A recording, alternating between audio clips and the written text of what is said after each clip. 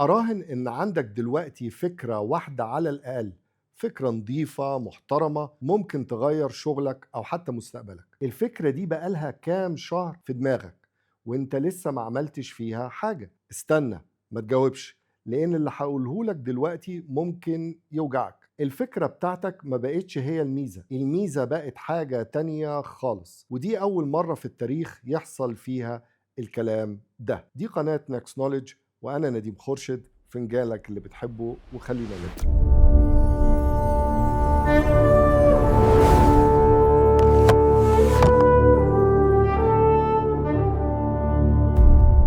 في الشرق الأوسط اشتغلت وحضرت اجتماعات كتير في شركات متعددة الجنسيات لمدة أكتر من 35 سنة. قعدت في غرف اجتماعات اتخذت فيها قرارات بمئات الملايين، وشفت الشركات بتكبر وشفت الشركات بتقع. لكن في حاجة واحدة شفتها بتتكرر كل مرة: الأفكار العبقرية مش هي اللي بتكسب، اللي بيكسب دايما هو التنفيذ على الأرض. شفت ناس معاها أذكى فكرة في السوق وقعدت سنين تحللها وتحسنها وتستنى الوقت المناسب، وفي الآخر حد تاني بفكرة أقل أو أضعف سبقهم. ليه؟ لأنه ببساطة بدأ واتحرك. وشفت العكس: ناس بدأت بفكرة عادية جدا لكن اشتغلوا عليها، طوروها، حسنوها، كبروها، واتعلموا من السوق، وفي الآخر هما اللي كسبوا. فالنهاردة هفكك معاك ليه ده بيحصل، وليه 2026 بقى أخطر بكتير من أي وقت فات. خليني أرجعك 3 سنين بس، 2023. وقتها لو عندك فكرة صح كان دي في حد ذاتها ميزة، لأن الوصول للفكرة الصح كان صعب، محتاج تقرأ وتحلل وتفهم السوق وتكتشف الفجوات بنفسك. لكن دلوقتي افتح أي أداة ذكاء اصطناعي AI واكتب اديني 10 أفكار مشاريع فيها فجوات في السوق المصري، فأقل من دقيقة هيطلع لك تحليل كان زمان ياخد أسبوع شغل من فريق محترم. الذكاء الاصطناعي أو ال AI بقى بيطلع الأفكار وبيحدد فجوات السوق وبيكتب خطة العمل وبيعمل أول مسودة بالمجان لأي حد. يعني الميزة اللي كانت عندك إنك بتطلع أفكار ما بقتش ميزة، لأن الأفكار وصلت للجميع، وده بالظبط اللي خلاها ما بقتش ميزة. في دراسة حديثة عملها مركز الأبحاث ماجلان عن تأثير الذكاء الاصطناعي على توليد أفكار الأعمال، ظهر مصطلح مهم جدا: democratization of ideas أو ديمقراطية الأفكار. بمعنى إن توليد الأفكار بقى متاح لأي شخص، فبقى التفكير المبدئي سلعة رخيصة. وعلى مستوى الفرد جودة الأفكار فعلا اتحسنت، لكن على مستوى السوق كله بدأت مشكلة جديدة تظهر، وده اللي أكدته مجلة ساينس أدفانسز. لأن الناس كلها بتلجأ لمساعدة الذكاء الاصطناعي، كل الناس بقت تستخدم نفس الأدوات فتوصل لنفس الأفكار ونفس الاقتراحات ونفس الخطط تقريبا، وده خلى الشغل كله يشبه بعضه، وده شيء بصراحة مرعب. طيب لو أنا وإنت والناس كلها بقينا نقدر نطلع نفس ال10 أفكار في 30 ثانية، يبقى مين اللي هيكسب؟ أكيد مش صاحب الفكرة، لأن الأفكار بقت على المشاع متاحة للكل. اللي هيكسب هو اللي يعرف ينفذ، بس التنفيذ مش زرار بتدوس عليه، التنفيذ له ضريبة، وأنا بسميها ضريبة التنفيذ. الضريبة دي 4 حتت، تعال نمشي فيها واحدة واحدة.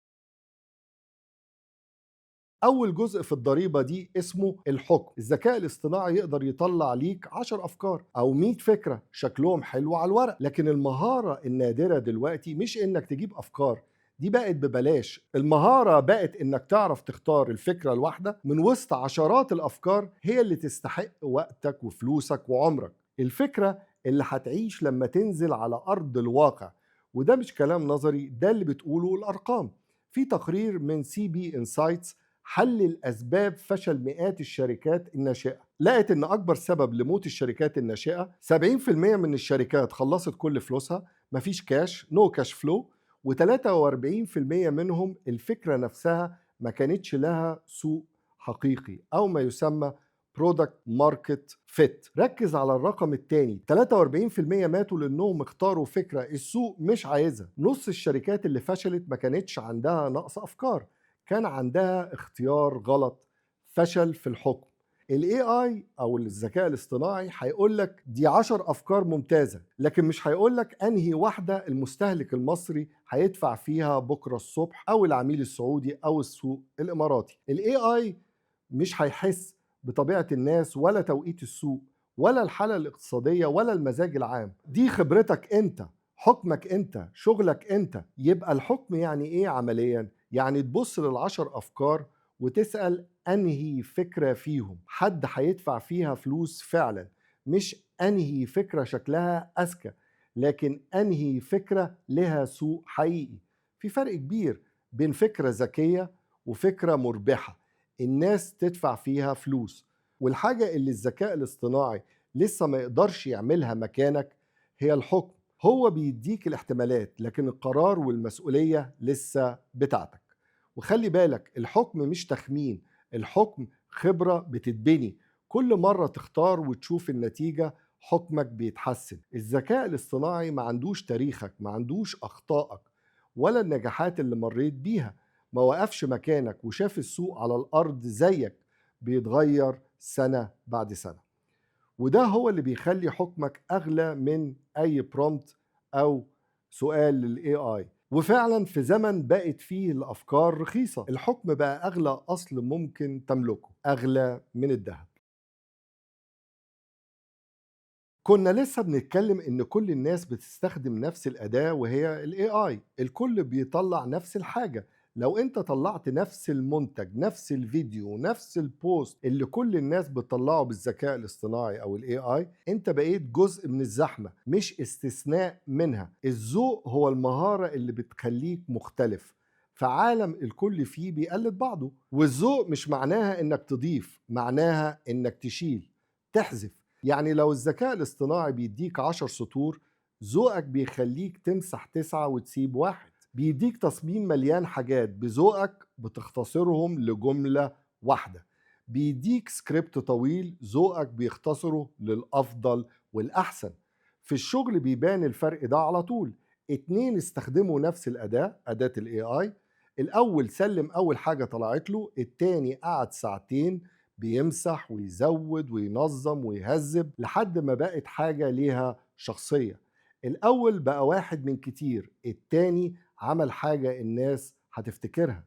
ودي مهارة انت بتبنيها، مش بتتولد بيها. بتبنيها ازاي؟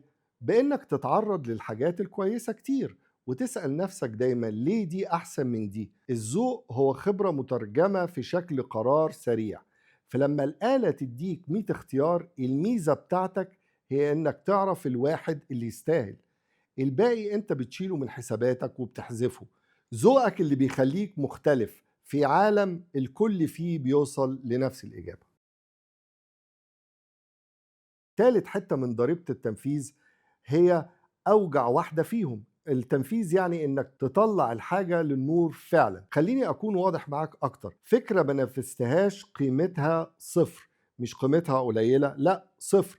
بيج فات زيرو زي ما بيقولوا. أعظم فكرة طول ما هي في دماغك هي مساوية بالظبط لأسوأ فكرة محدش عملها. ال AI أو الذكاء الاصطناعي عمل حاجة غريبة هنا.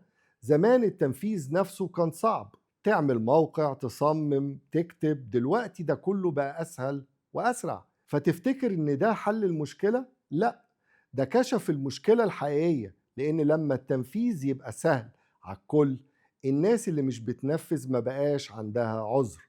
زمان كنت تقول مش عارف أعمل موقع أبيع عليه، دلوقتي مفيش عذر.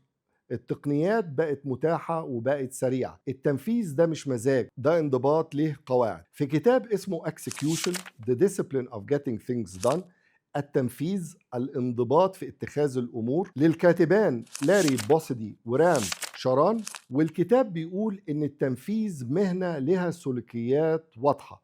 اعرف أرقامك بصراحة ووضوح، حط أولويات قليلة بس تكون واضحة، تتابع لحد ما الحاجة تخلص، وتكافئ اللي بيخلص مش اللي بيتكلم. خلي بالك من الجملة الأخيرة دي لأنها هي كل الحكاية. تكافئ اللي بيخلص مش اللي بيتكلم، في شغلك، في فريقك، وفي نفسك كمان. سؤال بسيط قبل ما نكمل: امتى آخر مرة نفذت حاجة فعلا مش خططت لها وبس، مش اتكلمت عنها، لا نفذتها. في زمن التفكير بقى رخيص جدا، اللي بينفذ وبيخلص بقى نادر جدا.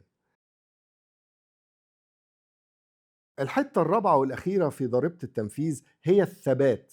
كل الناس بتقدر تنفذ مرة واحدة. الحماس في الأول بيشيلك، المشكلة بتبدأ لما الحماس يخلص، وهو دايما بيخلص. اللي بيفرق مش التنفيذ مرة، اللي بيفرق هو اللي فضل ينفذ بعد ما الدوبامين مشي وخلص. وهنا في بحث مهم جدا ظهر في كتاب اسمه The Progress Principle للكاتبة البروفيسور تريزا أميبيل من هارفارد بيزنس سكول. هي وفريقها حللوا حوالي 12 ألف مذكرة يومية لعدد كبير من الموظفين. النتيجة كانت بسيطة وقوية. اكتشفوا إن أكتر حاجة بتحفز على دوافع الناس وإبداعها مش الإنجاز الكبير، الانتصارات المتكررة اللي بتتحقق على الأرض. خطوة صغيرة كل يوم في شغل له معنى بتعمل مفعول أقوى من الطفرة الكبيرة اللي بتحصل مرة واحدة. يعني إيه ده بالنسبة لك؟ يعني إن الثبات مش صفة أخلاقية، دي صفة استراتيجية. اللي بيطلع فيديو كل أسبوع بشكل متواصل لمدة سنة هيكسب أكتر من اللي طلع بفيديو واحد عبقري وبعدين اختفى. اللي بيسلم شغله كل يوم بجودة ثابتة هيكسب أكتر من اللي بيلمع مرة ويغيب شهر. والمميز في كلام البروفيسور تريزا أميبيل إن الخطوات الصغيرة دي مش بس بتوصلك، دي كمان بتديلك شحن يومي ودوافع عشان تكمل المشوار والطريق. الذكاء الاصطناعي هيساعدك تبدأ بسرعة، لكن مفيش AI وذكاء اصطناعي هيخليك تقعد مكانك يوم بعد يوم بتشتغل لما تكون مش عايز. الثبات ده هو انت في زمن الكل بيبدأ فيه، واللي بيكمل فيه بقى نادر جدا. تعال نجمع كل اللي قلناه. سنة 2023 مستك كانت الفكرة الصح. دلوقتي الأفكار بقت ببلاش، الذكاء الاصطناعي بيطلعها لأي حد. فالميزة اتنقلت خطوة لفوق لحاجة أنا سميتها ضريبة التنفيذ، وقسمتها لأربع أجزاء أو أربع حتت. أول واحدة الحكم، تختار الفكرة اللي هتعيش من وسط 10. التانية الذوق، إنك تشيل التسعة اللي زي كل الناس. التالتة التنفيذ، إن فكرتك تطلعها للنور فعلا. الرابعة الثبات، تفضل تنفذ وتستمر بعد ما الحماس يخلص. أربع حتت: الحكم، الذوق، التنفيذ، الثبات. ودي مش حكاية مشاريع وبس، ده ممكن تطبقه في شغلك وفي مستقبلك المهني أو في دراستك. الموظف اللي بيخلي الآلة تشتغل مكانه من غير حكم ولا ذوق ولا تنفيذ، ده اللي هيتم استبداله أو الاستغناء عنه. في حين إن الموظف اللي بيستخدم الآلة كشورت كات أو أقصر طريق، وبعدين بيحط حكمه وذوقه وتنفيذه فوقها، ده اللي هيغلى ثمنه وهيكون عليه الطلب. خد مثال بسيط من أي شركة: اتنين في نفس القسم وفي نفس الإدارة، والاتنين بيستخدموا نفس الأدوات.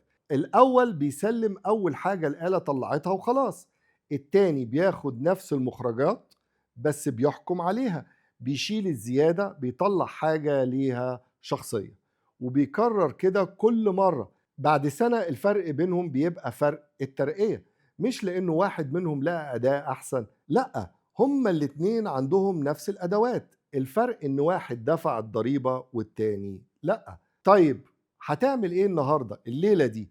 حاجة واحدة بس ومنتهى الجدية: ما تطلعش فكرة جديدة، انت عندك أفكار كفاية.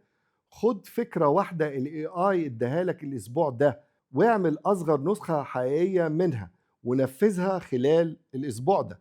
مش نسخة كاملة، مش نسخة مثالية، أصغر حاجة حقيقية حد يقدر يشوفها أو يستخدمها من بكرة. لو عملت ده أنت دخلت نادي الناس اللي فرقت.